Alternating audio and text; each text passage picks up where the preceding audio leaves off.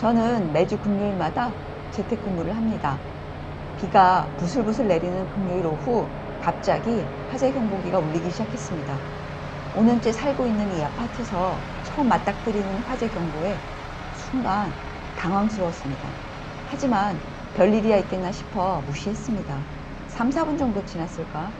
사이렌 소리가 들리기 시작하더니 이내 소방차 2대가 아파트 앞에 도착했습니다.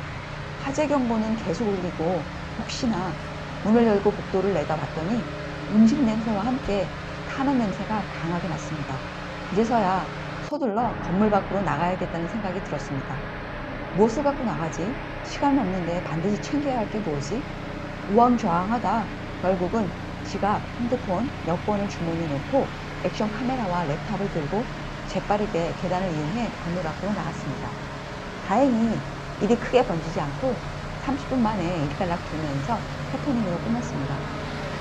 만약 진짜 불이나 건물이 화재에 휩싸일 가능성이 있으므로 10분 내로 필요한 물건을 챙겨서 나가야 한다면 하고 상상해 보았습니다.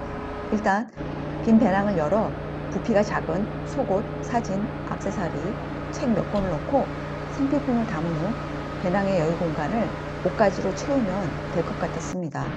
배낭은 어깨에 메고 여유가 있다면 빈손에는 마지막으로 전기밥솥을 들고 나갈 것 같습니다. 저는 무력이 없습니다. 어디선가 들은 기억이 나는데 여자라면 옷장 안에 명품백 하나쯤은 있어야 한다는 말에 1%도 공감이 되지 않습니다.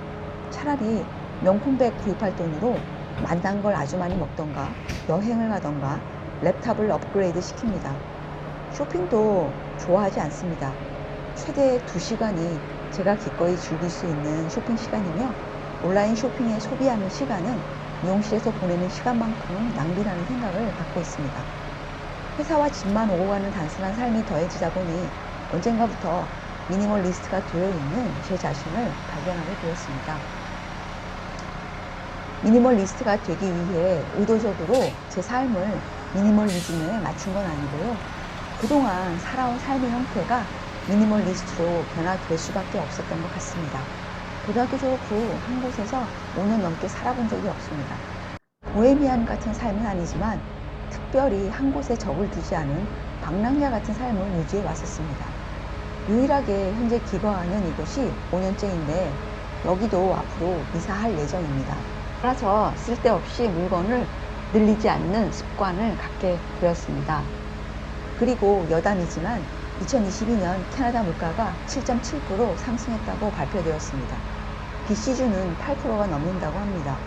얼마 전에 회사에서 CEO 주재 전체 회의가 있었습니다.